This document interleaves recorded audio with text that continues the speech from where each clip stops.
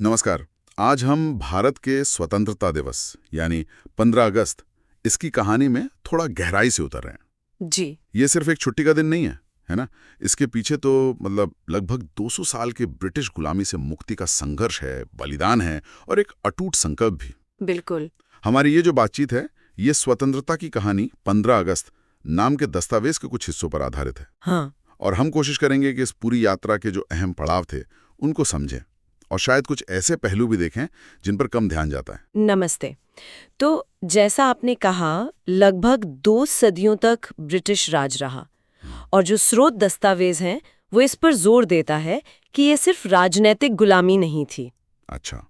मतलब इसने भारत के जो आर्थिक हालात थे उन पर भी बहुत बुरा असर डाला। हमारे संसाधन वो बाहर भेजे जा रहे थे और जो यहाँ के उद्योग थे वो लगभग ठप पड़ गए थे।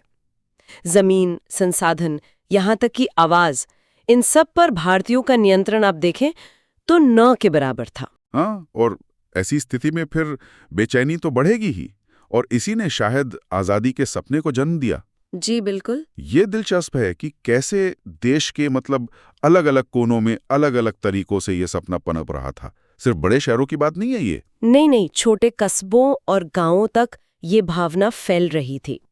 और हाँ, इस सपने को हकीकत बनाने में कई महान लोगों का योगदान रहा। महात्मा गांधी का जो रास्ता था, अहिंसक सत्याग्रह का, वो तो अपने आप में अनोखा था ही। हाँ बिल्कुल। और स्रोत बताते हैं कि इसने दुनिया भर का ध्यान अपनी ओर खींचा। सही बात है। पर वहीं भगत सिंह और सुभाष चंद्र बोस जैसे नेता भी थे।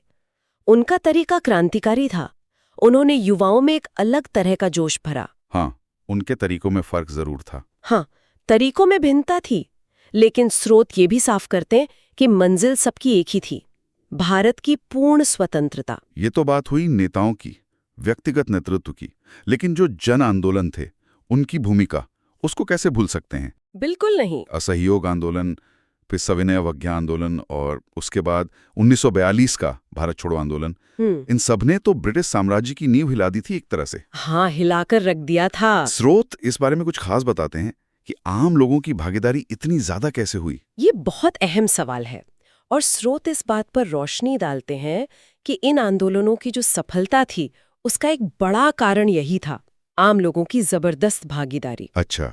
किसान थे, छात्र थे, महिलाएं थीं, मतलब समाज का हर वर्ग इसमें शामिल हुआ। दस्तावेज में एक दिलचस्प बात ये भी मिलती है कि भारत छोड़ो आंदोलन के समय कई जगहों पर महिलाओं ने न सिर्फ प्रदर्शनों में हिस्सा लिया बल्कि उनका नेतृत्व भी किया। अरे वाह। हाँ, और इतना ही नहीं, गुप्त रेडियो स्टेशन चलाना, ये सब जोखिम भरे काम भी उन्होंने किए ताकि लोगों तक जानकारी पहुंचती रहे। कमाल है। ये दिखाता है कि आजादी की लड़ाई कितनी बहुआयामी थी। जी बिल्कुल। वाकई। लेकिन जैसा कि स्रोत भी इशारा करते हैं, आजादी की सुबह तो आई, पर उसके साथ विभाजन की एक गहरी पीड़ा भी जुड़ी हुई थी। हाँ, वो तो था। 1947 में भारत और पाकिस्तान 2 देश बने, और ये बंटवारा ये आसान नहीं था। बिल्कुल नहीं। स्रोत में उन लाखों लोगों के विस्थापन का बड़ा मार्मिक वर्णन है, जिन्हें रातों रात अपना घर, अपनी जमीन सब छोड़ना पड़ा। दस्तावेज में कुछ अनुमानित आंकड़े भी हैं जो बताते हैं कि इस दौरान जो हिंसा हुई उसमें अनगिनत जानें गईं। हाँ। ये स्वतंत्रता की एक बहुत बहुत भारी कीमत थी, इसे कभी भुलाया नहीं जा सकता। सही कहा। इतनी मुश्किलों और इस त्रासदी के बीच आखिरकार वो पल आया। 14 अगस्त 1947 की आधी रात, पंडित जवाहरलाल नेहरू का वो ऐतिहासिक भाषण। जी। हम सबने सुना है। आधी रात के स्ट्रोक पर, जब दुनिया सोती है, भारत जीवन और स्वतंत्रता के लिए जागेगा। हाँ, ट्रिस्ट विथ डेस्टिनी।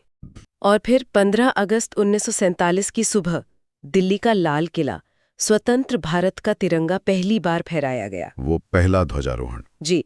स्रोत बताते हैं कि उस वक्त वहां जो भीड़ मौजूद थी उसमें एक गजब का उत्साह था, एक उम्मीद थी। वो सिर्फ एक झंडा फहराना नहीं था, वो सदियों की गुलामी के अंत का प्रतीक था और एक संप्रभु राष्ट्र के आत्मनिर्णय की शुरुआत का। आज इतने साल बाद भी 15 अगस्त सिर्फ इतिहास को याद करना नहीं है। नहीं, बिल्कुल नहीं। जैसा कि हमारे स्रोत भी कहते हैं, ये एक तरह का निरंतर चलने वाला संकल्प है। हाँ। अपने राष्ट्र की एकता, अखंडता की रक्षा करने का संकल्प। हाँ। इसकी जो विविधता है उसे संजो कर रखने का। हाँ। और उन अनगिनत बलिदानों की भावना को जीवित रखने का, जिनकी वजह से हमें ये आज़ादी मिली। तो संक्षेप में अगर कहें तो 15 अगस्त सिर्फ एक तारीख नहीं है, ये असंख्य कुर्बानियों की कहानी है, अटूट इरादों की कहानी है और एक राष्ट्र के सामूहिक सपने की कहानी है, जिसने विभाजन का इतना गहरा दर्द सह कर भी अपनी स्वतंत्रता हासिल की। ये एक तरह से दृढ़ संकल्प और आशा की गाथा है। सही कहा।